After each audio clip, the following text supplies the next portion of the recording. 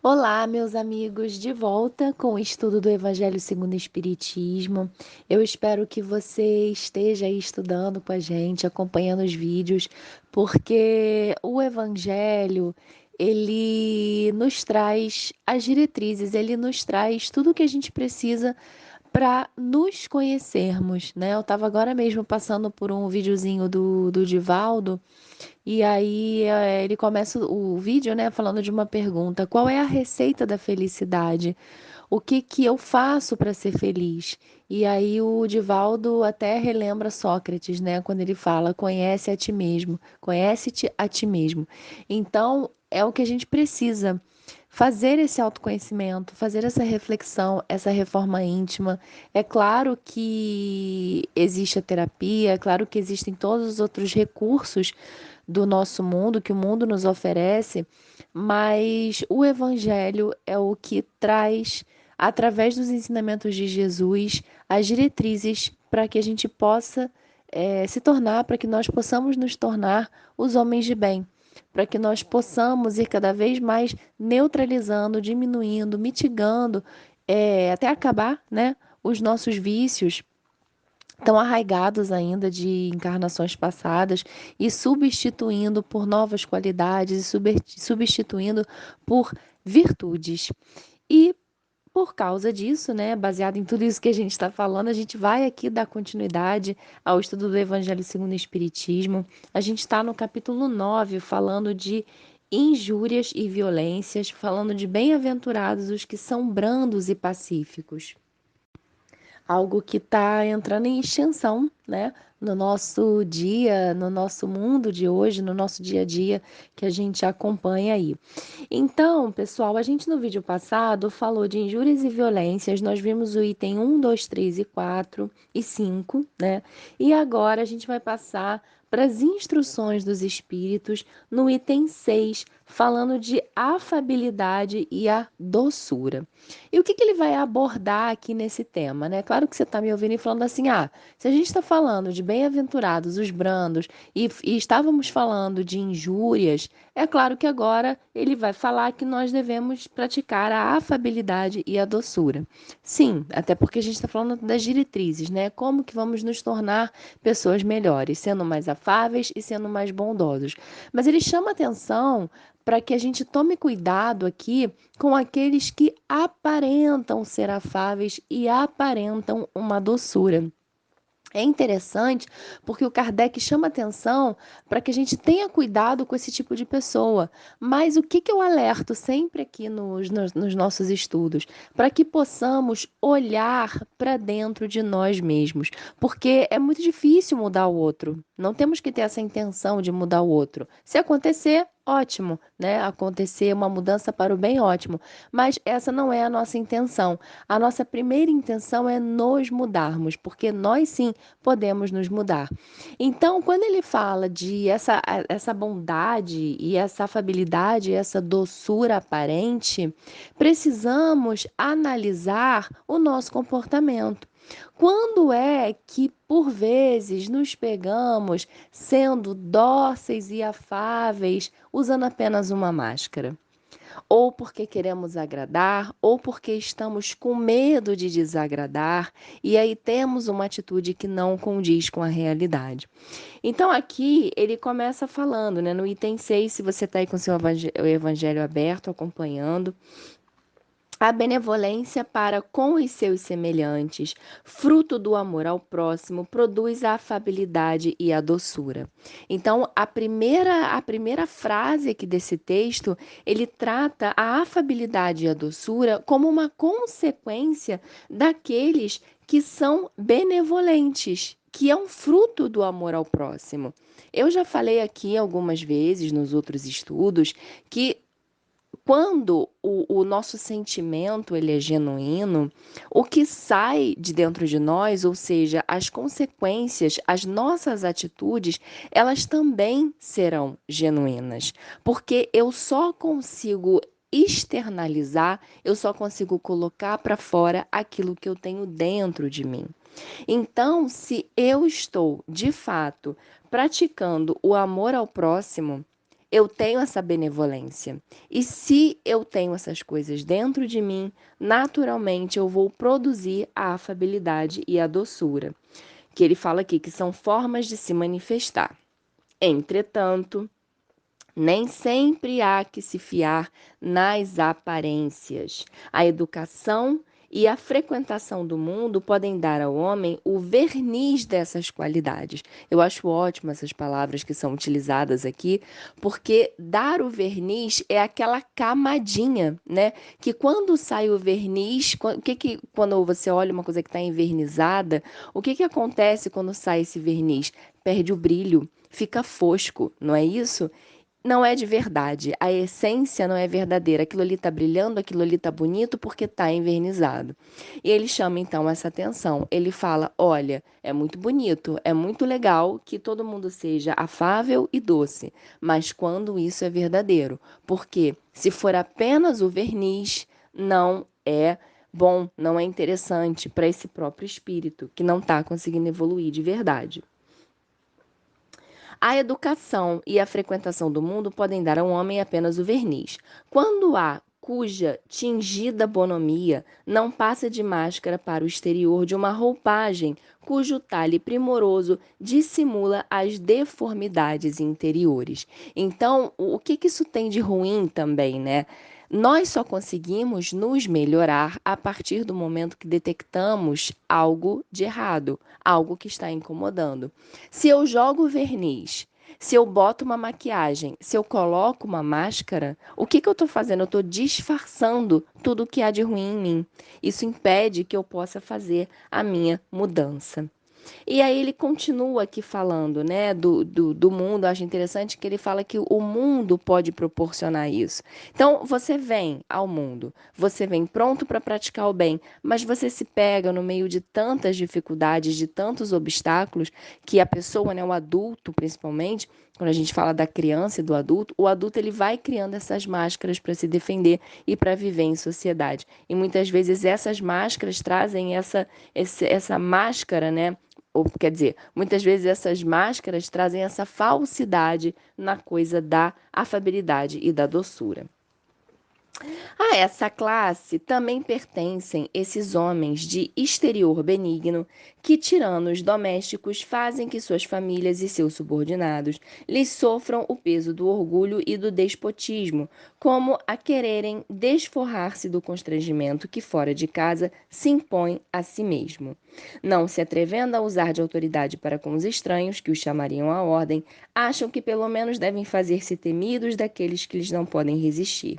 Envaidecem-se de poderem dizer a que manda e sou obedecido, sem lhes ocorrer que poderiam acrescentar e sou detestado. E aí eu não sei se você que está me ouvindo conhece alguém desse tipo, ele fala dentro de casa, mas serve para algum núcleo que possamos frequentar, né? A casa, a nossa família é um núcleo espiritual ali, a parentela espiritual, ou muitas vezes a parentela material, né? Que precisamos conviver e por vezes é a mais difícil, e é nessa que vai ter uma pessoa que vai se comportar como uma tirana. E o que ele fala que é bem interessante, porque essa pessoa muitas vezes é aquela que na rua todo mundo fala assim: nossa, mas fulano é muito legal, é muito agradável, é muito simpático. Porque do lado de fora ele tá com essa máscara, que a gente acabou de ler no outro parágrafo, né? Ele quer se passar por bom porque ele quer que as pessoas gostem dele, dessa pessoa, né? Então ele vai botar essa máscara, mas dentro de casa, para quem ele não precisa disfarçar, ou como eu falei, dentro de um outro núcleo, dentro de um trabalho, dentro de um clube, perto de pessoas próximas, de alguém que não precise do disfarce, a pessoa vai realmente se mostrar. Então ele fala que assim, dentro desse grupo de pessoas que só têm a aparência, estão também esses déspotas domésticos. Não basta que dos lábios manem leite e mel, se o coração, de modo algum, lhes está associado só à hipocrisia. Aquele cuja afabilidade e doçura não são tingidas, nunca se desmente. É o mesmo tanto em sociedade como na intimidade. Esse é o demais, sabe que se pelas aparências se consegue enganar os homens, a Deus ninguém engana. E aí a mensagem é de Lázaro, Paris, 1861. E aqui, pessoal, então, ele vem finalizando, né? A gente vai fazendo estudos curtinhos para que você possa acompanhar, para que não fique muito cansativo.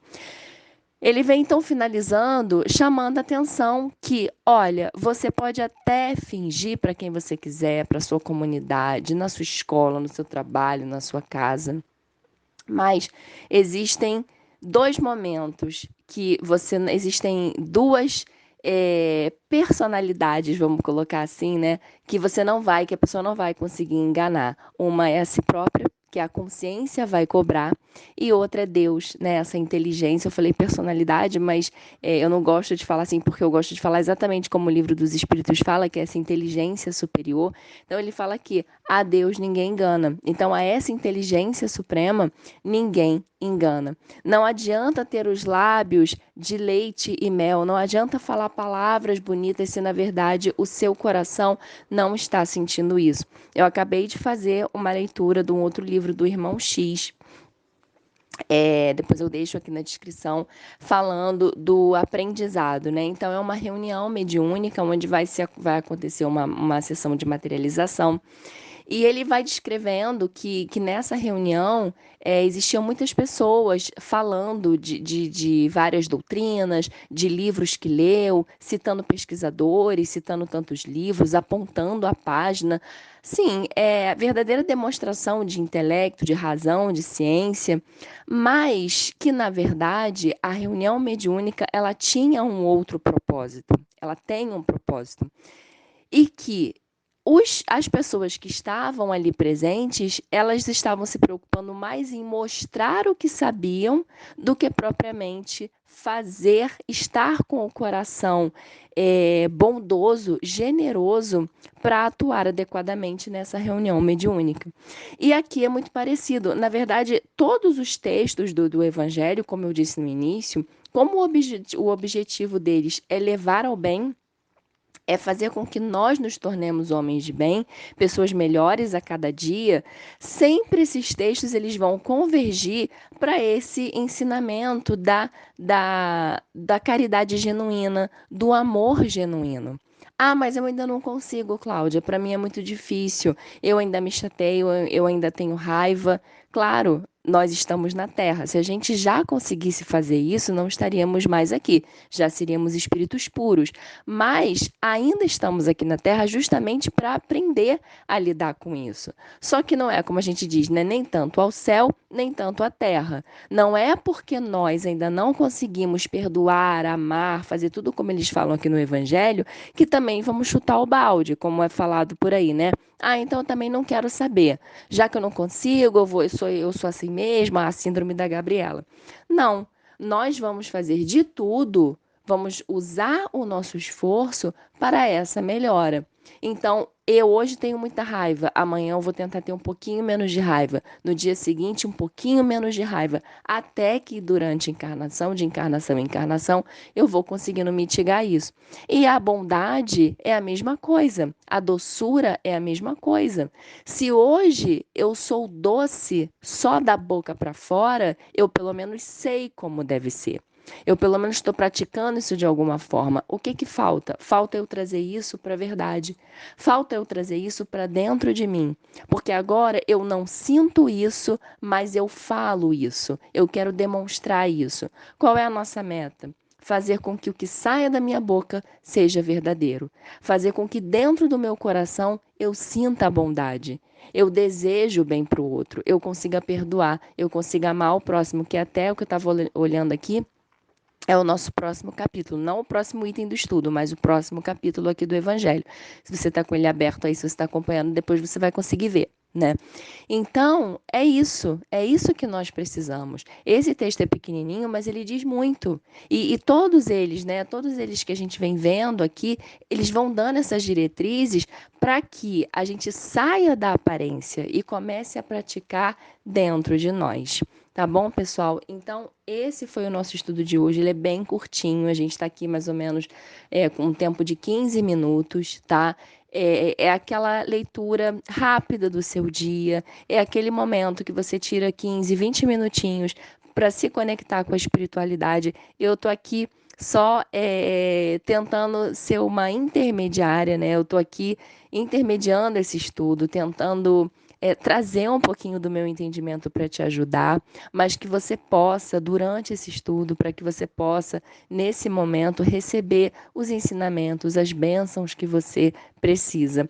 Lembrando sempre, eu não falei isso no início do vídeo, mas lembrando que dependendo da hora que você faz esse estudo, se você está numa correria, se você está ainda com energia do seu dia, chegou do trabalho, ou acabou de acordar, não sei em que momento você faz, sempre recomendando que se faça uma prece, uma leitura de harmonização e depois a prece, para que possamos estar melhor harmonizados, né? Para que a gente possa se harmonizar de forma mais adequada para a espiritualidade amiga que está aqui conosco, que a gente possa receber essas intuições que nos são passadas. Tá bom, pessoal? Agora também no final você pode fazer uma prece para agradecer, uma prece para agradecer esse estudo, esse momento. Eu agradeço sempre a presença de vocês aqui comigo também, mesmo que de forma virtual. Mesmo que de forma assim, só escutando a minha voz, né? Por enquanto eu tô doida para voltar a gravar com o vídeo para aparecer para vocês aí, mas por enquanto eu ainda não tô conseguindo, mas eu espero que eu possa estar ajudando de alguma forma mesmo, só falando aqui com você me ouvindo e me acompanhando, tá bom? E eu espero vocês no próximo vídeo. Até lá.